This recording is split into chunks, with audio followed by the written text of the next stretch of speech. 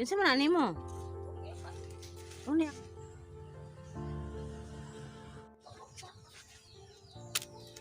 Na, walay kuan oh. Hindi siya sira. Sayang lang ang laki ng nakuha ko. So ayan, okay pa din.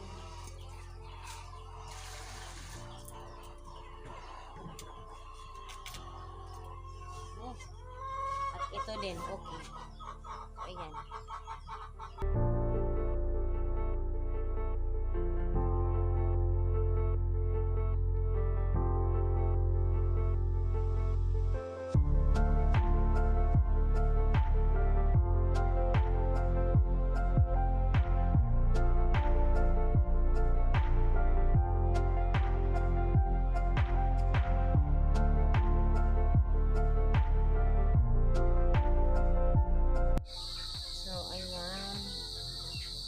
Tingnan nyo, ang mga green talagang okay at marami pa tayong magpipilian. Sayang at naubos na ng ibon hanggang hindi siya sira. Ayan.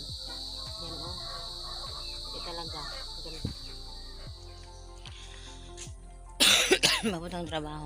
Ang tulog ko ay 3 hours.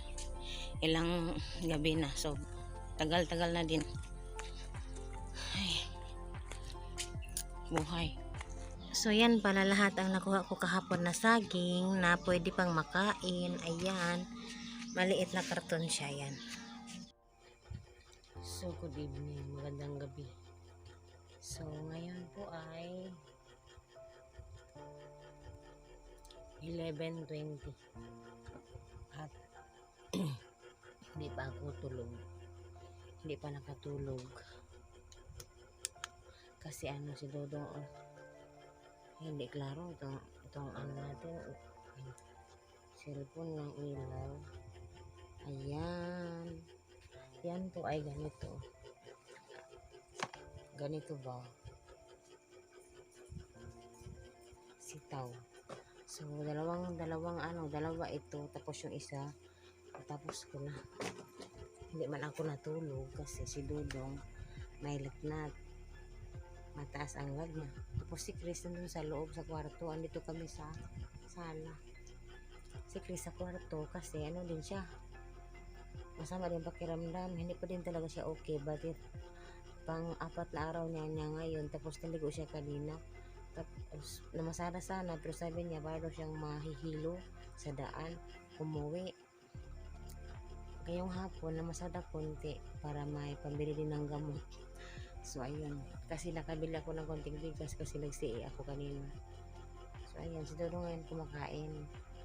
Maghintay ako ng 1 o'clock para painom ulit ng gamot. Baka matulog ako, baka hindi ko mamalayan ng 1 o'clock, umaga na.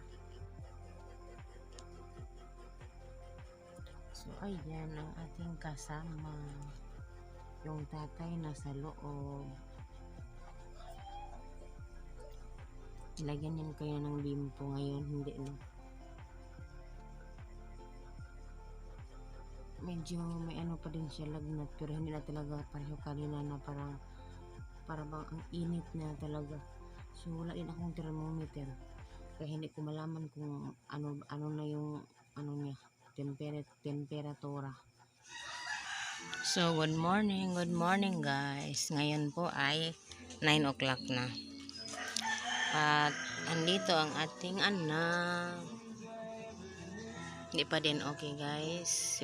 Buong gabi talaga akong nagbabantay. Ang taas ng lagnat. Tingnan niyo yung bibig parang namamaga.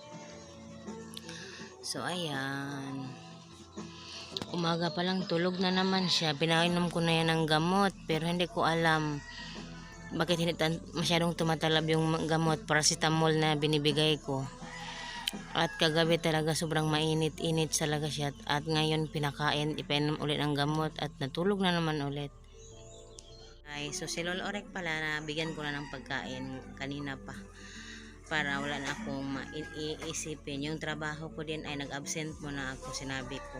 Kasi hindi ko yan maiwan. Ayan.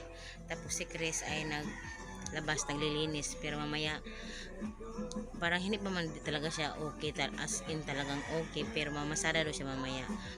So good